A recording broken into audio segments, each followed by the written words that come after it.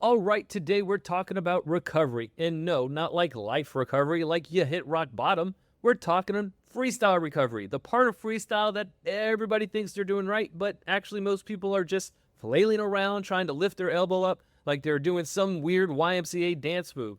This episode is about fixing that mess. I'm going to tell you why high elbow recovery is a myth, why you don't need to look like Michael Phelps to swim well, and how the smallest changes in how you bring your arm forward can make you faster and stop your shoulder from hating you. All right, let's get into it.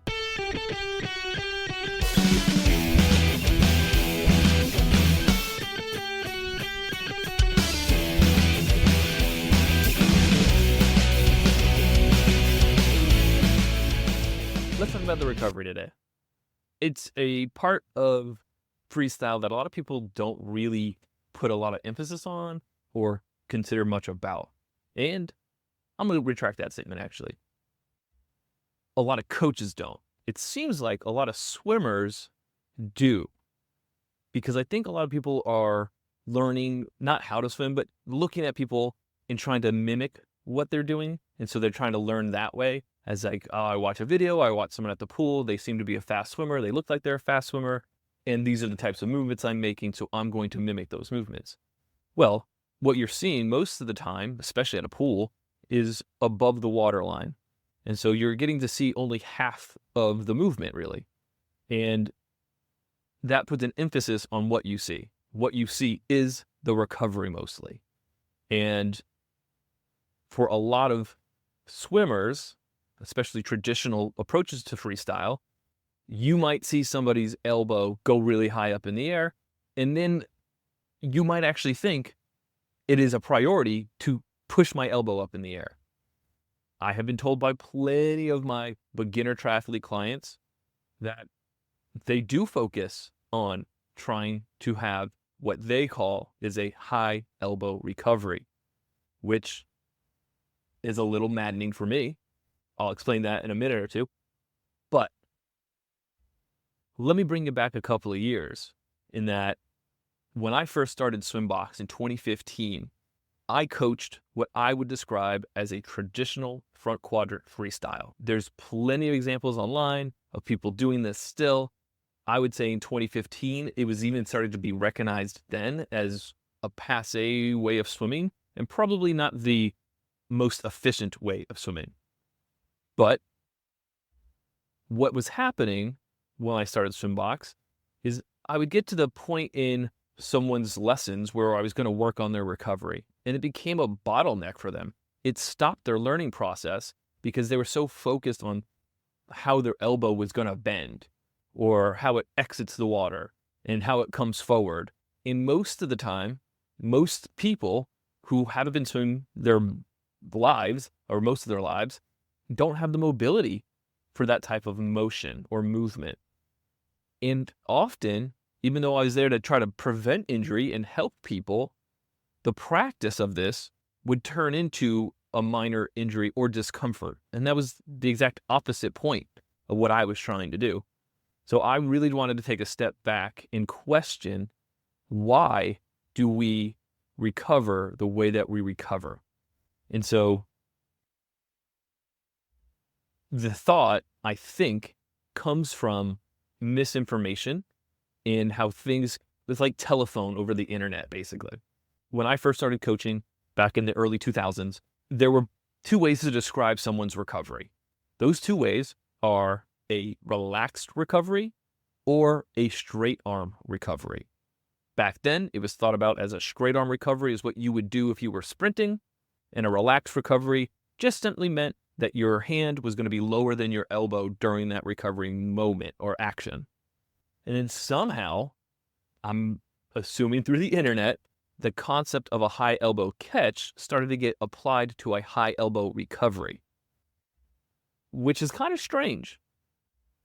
It's my belief that as we learn how to swim and we learn how to become more efficient in our swimming, that we really need to analyze and focus on what movements are actually functional movements and helping us for the next movement, or helping us stay connected through our core, or is actually going to help us move forward.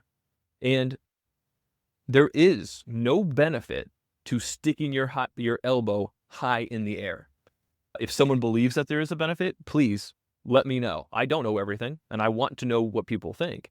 In my experience, typically speaking, it becomes such an emphasis to get that elbow high in the air, people start cutting their stroke short in order to achieve a high elbow, which shouldn't you be generating propulsion more so than trying to pick your elbow up high?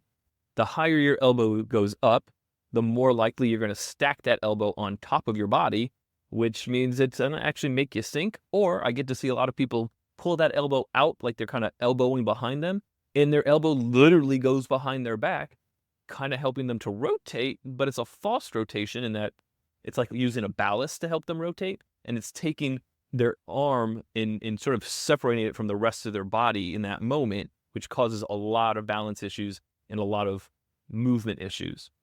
So moving forward, I'm only going to refer to straight arm recoveries and relaxed recoveries. I will not talk about a recovery with a high elbow because that is not an actual thing. It is only important to make sure that your elbow is going to be in line with or slightly higher than your hand and wrist. But depending on the person, how we recover does absolutely matter.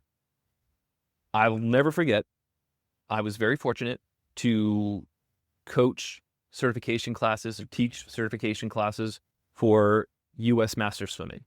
And it was a great opportunity for me. I got to meet lots of different coaches from lots of different areas and learn lots of different things, how people say things, how people approach things. And I got to teach with some of my mentors, which was amazing for me. But I'll never forget, we were teaching a class and one of my mentors said something that kind of broke my heart. He said, "What do I care about the recovery? It's in the air. It's not moving anyone forward." And I disagree with that sentiment wholeheartedly. The way swimming works is every movement is affected by the previous movement. So how you recover affects how you enter. How you enter affects how you catch. How you catch affects how you pull and finish your stroke and then go back to the recovery. It affects your body and your posture, which is then in turn going to affect your breath and what your legs are doing. So I definitely think and believe every part of swimming matters. And furthermore, any movement in any endurance sport, no matter how small the movement, is an important movement. The goal in endurance sports is efficiency. So you have to really respect how you're moving so that you can be efficient. So let's talk about the recovery and the way that I see it. The recovery can start and should start slightly under the water. What I mean by that is once you have finished your stroke, the job isn't to just lift your arm straight up out of the water. Your hand should be still pushing back and slightly pushing away. Kind of picture what it looks like when someone's ice skating, how their foot pushes back and away. Well, picture that as your hand, right? And so as you're pushing away, your arm will automatically exit the water. It exits the water because of rotation, mostly. This is probably the most important thing I will say during this podcast. So write it down, commit it to memory, picture this. Your rotation is about 80% responsible for taking your arm out of the water, not your arm itself. The last 20% or so is really your shoulder blade, not your elbow, all right? So we want to make sure that we finish the stroke completely. Your arm is exiting basically as a unit and has a slight curve away from your body. And as that's happening, your shoulder blade would be down, lightly in, and as it exits, that shoulder blade starts to come back forward toward, we'll say, your earlobe, all right? So the recovery, I like to teach, at least initially with somebody, a straight arm recovery because it forces them to connect with their thoracic spine and their shoulder blades. Just depending on the person, at some point we do adjust, not even by individual. We adjust by individual arms. I'll use myself as an example. My right arm is very much so rolled forward in the socket.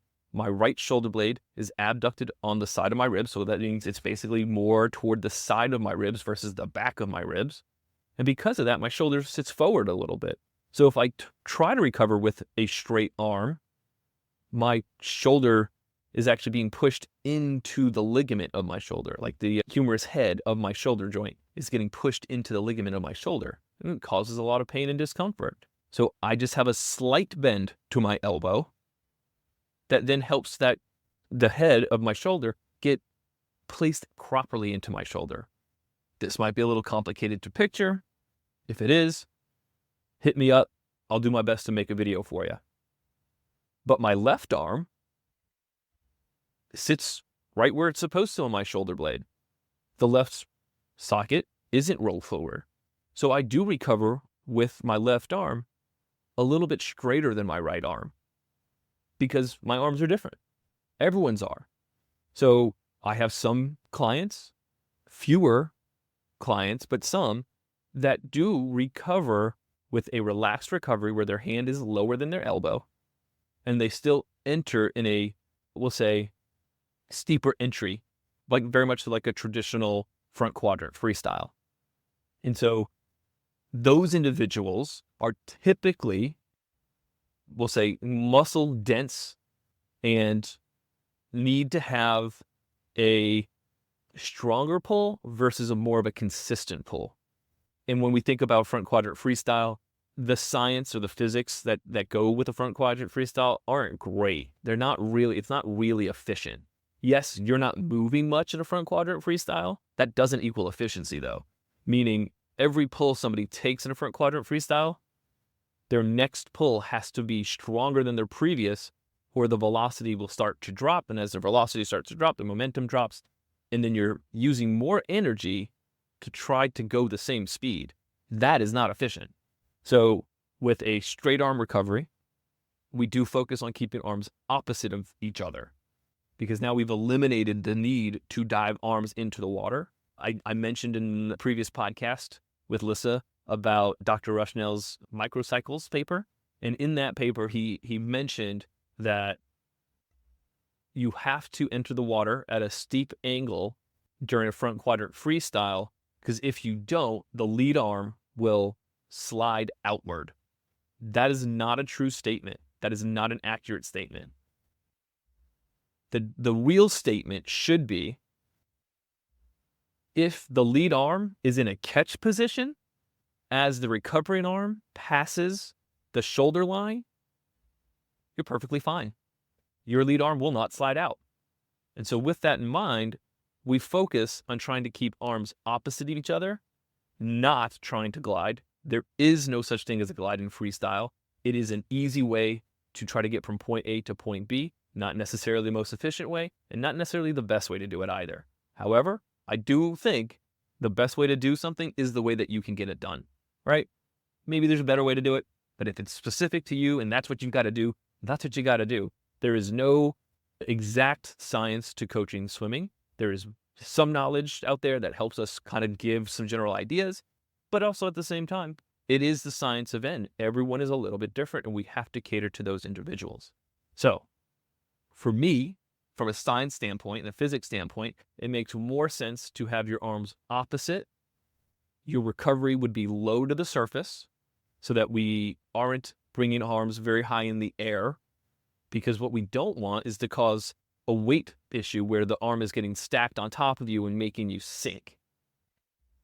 The recovery should only include about an inch, maybe even less, of movement through the shoulder joint itself.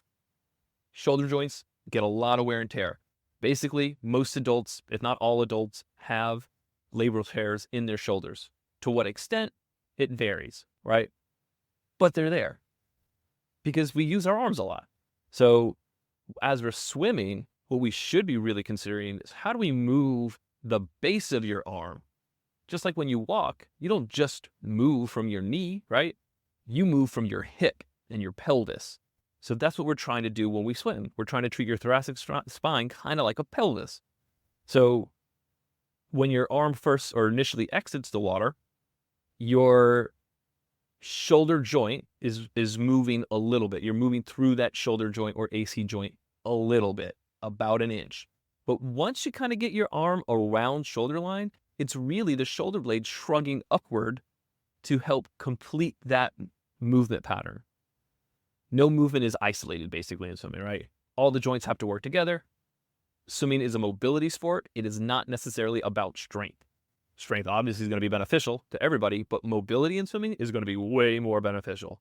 So we want to make sure that everything is going to sequence and work together how it's supposed to. And so we don't just outright use our shoulder joint to move our arms out of the water and back into the water. So as we recover, and that shoulder's coming forward, that shoulder blade is coming forward, your arm is coming forward, because this is a different approach for a lot of people, the conventional wisdom for front quadrant freestyle is to enter fingertips first. Well, that makes sense for that system. But for a straighter arm recovery, it would actually make more sense to enter slightly thumb first. This is not for you to experiment with. This is a very nuanced conversation and complicated movement that isn't necessarily available at mass on the internet. Most people do not coach this. There are some very, very nuanced examples of this that I will try to post in the description or the comments. I'll do my best, but I'll even share video of my personal clients who swim this way. And I'm talking about marathon swimmers swimming this way, not a lot of the times people see someone swim like this and they go, oh my God, why are they swimming like a sprinter? Well, they're not swimming like a sprinter. They're swimming like a marathon swimmer. And so the recovery can provide not just setting up the next movement, but it can provide momentum. Think about your arms when they swing during a run. Both feet are off of the ground if you're running, and your arm is swinging forward. That swing actually does provide forward momentum. But if you pick your elbow up and you're swimming, and then you just sort of spear your hand back into the water, it typically doesn't provide a lot of momentum in that way. And if your elbow is pointing back as you try to bring your elbow or your arm forward, it will not give you any additional momentum. You're actually kind of just muscling through the movement at that point. So what we want to try to do during the recovery is as we exit the water, our arm is slightly swinging around to come forward. It is not coming forward in a perfectly straight line. And as that arm is slightly swinging around, your elbow should be starting to sort of rotate or slightly lean forward. It's if you kind of picture somebody's arm, their hand is on one side, the elbow is in the middle, and the shoulder is on the other side. If I took a rope and wrapped it around somebody's wrist and pulled their arm forward, well, their hand moves forward, but their shoulder actually would sit down. And if I took that rope and put it around their shoulder would come up, but their hand would actually stay down. But if I put the rope around their elbow, the middle of their arm, and pulled, both sides, the hand and the shoulder, move forward as one unit together. And that's what I want you to kind of try to find out and figure out for a recovery. How does it actually come forward as a unit? This is more important than how do I get my arm out of the water? Your arm will come out of the water. The surface of the water is all around you. It does not need to exit right next to your thigh. It can exit about a palm's width away from your thigh, maybe even a palm and a half width away from your thigh, and still be in a great place, actually, a better place than what you think. Basically, how we exit the water really does matter because it's going to show or tell our arm where to go. If I exit the water with my hand really close to my body, my arm is going really high in the air. But if I push away a little bit, my arm stays lower to the surface, which keeps me moving forward and prevents my body line from being distorted from trying to get my arm out of the water. So I'll explain that really quickly. I get to see this a lot, almost every day. As elbows exit the water first around somebody's like waistline, it is an independent movement. That movement isn't coming from your full body. That movement is literally coming from your shoulder. And so for most people, when they do that, their body is going to request some help to make that movement. And the help that your body gives is it rotates your upper body, your thorax, which now has disconnected your lower body from your upper body, and also tends to make people lose their balance. And so then their hips start to drop in that same moment, just because they were so focused on trying to pull an elbow out of the water first versus taking their whole arm out of the water. The ideal timing is for your arms to pass by each other at about your, we'll say, chest line. Basically, where your center of buoyancy is. Your center of buoyancy is where your sternum is, where your lungs are. And so as you recover one arm, as that arm is getting in line with your shoulder, the other arm should be already in a catch position and already pushing back. So at that moment, they should be passing by each other at about your chest line. This is why I don't believe that a front quadrant freestyle is a good way to swim freestyle. It is a good way to swim freestyle if it works for you for now. But trust me, I have had coaches with similar years of experience come to me to help teach them how to swim faster, because front quadrant freestyle is like putting the brakes on. It's putting a limiter on your mobility, on your movement pattern, and your efficiency, which all affects your velocity and then all affects your momentum. So if you're doing a front quadrant freestyle, there's nothing wrong with that. But I would challenge you to experiment with playing around with maybe a slightly more opposite arm approach. And I know that we're talking about sort of timing issues now, or when I enter or when I exit kind of, but it all does relate back to the recovery and how I'm bringing my arm forward. This is a different approach than what most people are used to seeing. And so it might be hard for you to picture this as you're listening, but I will absolutely be putting videos up so that you can see examples and just slightly different approaches. I think it's really important for everyone to understand that there isn't one right way to swim, and that it's okay that you might not look like somebody online who you're watching swim. You know, swimming isn't a sport that's judged on looks. Swimming is at its deepest core only about one thing, and that's time. That's it. So it doesn't matter what it looks like. What matters is it working for you? That's it, right? And so that could be very confusing in that, like when I give a video analysis to somebody, that's all based off of what I'm seeing. So when I'm looking at somebody and I'm giving them a video analysis, I'm not looking to see if they look pretty when they move. I'm looking to see how their joints are interacting, how their body is working together, and some of the positions that they might hold themselves in. So that's all visually based, but I'm not judging what looks pretty, what doesn't look pretty. I'm judging, does it look like it's working together? Can I see some context clues that might represent a dysfunction somewhere? And then from there, I have to ask questions to know what that person is experiencing and feeling in order for me to coach them. So if you're looking at people online and trying to mimic what they do, that might not be the best way to actually learn anything. However, we can start to take a closer look and say, well, what do their shoulder joints look like when their arms exit the water?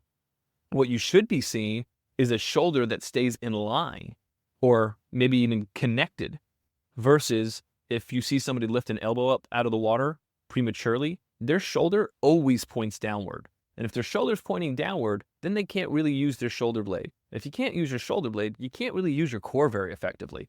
And if you can't use your core effectively, you're not going to be very successful at swimming. It is pretty straightforward in that logic. This is why I mentioned every movement affects the next movement in swimming. And this is why the recovery could be overlooked by a lot of coaches. It's actually quite important how we move into the recovery, how we move during the recovery, and then how do we translate that recovery into an entry. The entry is such a fascinating moment to me. I do think of the entry as part of the recovery because it's the end of the recovery, and it's almost like reflective of the exit, right? Just like I mentioned that your body is about 80% responsible for your arm exiting the water, well, it's about the same for entering the water. There was a research study done on college level baseball pitchers. And this study is significant to me as a swim coach because what it demonstrates is a very similar concept in swimming, which is the pitcher who decelerated before they released the ball was more likely and more consistently able to throw a fastball at the speed that they wanted, basically, right? So it's like if you accelerated and continue to accelerate, you typically did not throw a consistent fastball. And the reason for that is as you accelerate and keep accelerating, your arm disconnects from the overall motion of your body. So there's no actual weight behind that being thrown. It's all being produced by a joint. Joints don't do that kind of work very well for very long. That's how we break, right? So when the pitchers were decelerating, those pitchers were releasing that ball about the same time that their body was rotating to release that ball. And so their body was helping to throw the ball, not just their shoulder joint. This is significant because it is very common for swimmers to be told or to read that they need to spear into the water like they're spearing fish. And I wholeheartedly disagree with that. That is not the time to be accelerating. That is the time to decelerate so that you can then enter the water as a unit and set your catch as a unit versus entering your arm into the water quickly, having your body trying to keep up with it, and then not be in alignment in order to set a catch. And now you've just put even probably more strain on your shoulder to set that catch. And the whole point is to try to stay connected and to protect your shoulder. So what I'd like to ask everyone to do is focus on, can you use your hip to place your arms into the water? Whether you're entering steep, whether you're entering with a straighter arm, it doesn't matter. Your body should be helping you enter the water. You should not disconnect your arm from your body in that moment.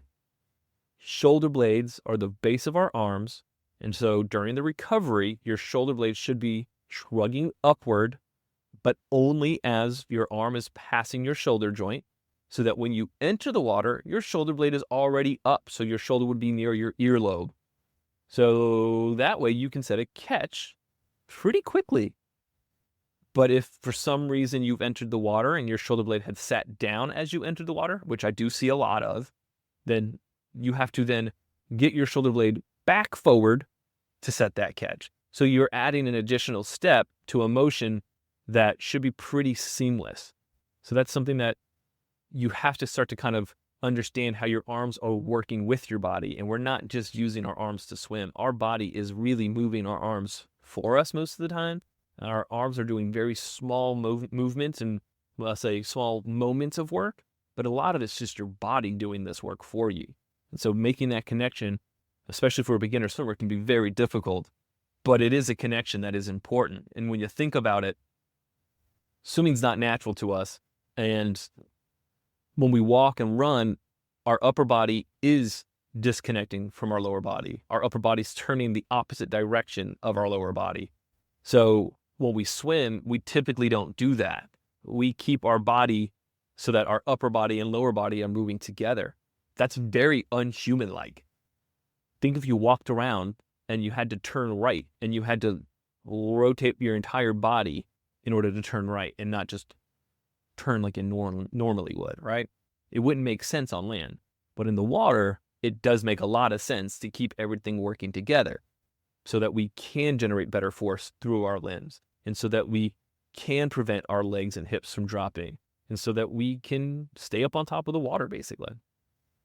We want to stay on top of the water because there's less drag on the surface of the water versus even just an inch down or 2 inches down. So the higher we can stay up, the better, which means if we offset our arms during the recovery, we will stay higher on the surface of the water. If our arms get closer and closer and stacked on top of us, we start sinking a little bit, which can cause a lot of issues for breathing and just a lot of speed issues, efficiency issues, because you're just kind of too deep and you're trying to trudge through the water versus just be on top of it. So the recovery is incredibly important and has a lot of, I guess, consequences if not executed correctly. And most people don't even realize that their recovery is the problem to most of their swimming. There's a lot to cover in this, and it's hard to talk about because it is a very individual-based thing. How you recover is going to be very individual to you to a point. There's general concepts that I'm sharing with you because these general concepts are very helpful for all of my clients, to be honest. I haven't had anyone who said, oh, this hurts my shoulder when I do this, right? That stopped at the beginning of Swim Box because I stopped teaching this traditional sort of spearing action and elbows need to come up high and all that nonsense. As long as your arm is being moved from the base of your arm, your shoulder blade, in that you're keeping your body and arm working together, these things really do protect shoulders and really do increase speed and efficiency. Speed and efficiency don't always go hand in hand. And to be honest with everybody, working on your swimming, usually efficiency comes first. And over time, as we learn how to move smooth and controlled, that efficiency becomes speed because we start to learn how to generate more force in those smooth movements, right? So efficiency is always a priority, and then speed always comes from that. Efficiency is what we're looking for when it comes to any type of endurance sport. So a front quadrant freestyle does not really have great efficiency, and our bodies aren't really designed to have both arms up overhead and generate force. It is not easy to do. It is much easier to have one arm and do that. All right, so starting to ramble, starting to kind of get a little too deep into all of the swimming aspects, and I don't want to deviate from the recovery chat. I'm trying to think if there's anything else that could be beneficial. Fingertip drag is not a good drill only because it is unnecessary to move your arm that way to swim. And it does put your arm and your shoulder, I should say your shoulder, in a compromised position. It puts your shoulder in a place that is very likely to get injured. If you are going to do fingertip drag, do it. But do it with your hand as far away from your body as you can comfortably have it, with your elbow a little less up, probably. All right. I will absolutely be putting some videos out with this so that hopefully we can have all of us listening to this right now can have conversation about this, because this is worth having conversation about. If you want to learn more about this, please feel free to DM me and let's start that conversation. All right. I'm going to leave this where it's at for now. I'm sure you guys have questions, and I'm happy to answer any of those questions. And I'll probably end up talking more about the recovery on another time and another day. All right. Until next time, keep on swimming.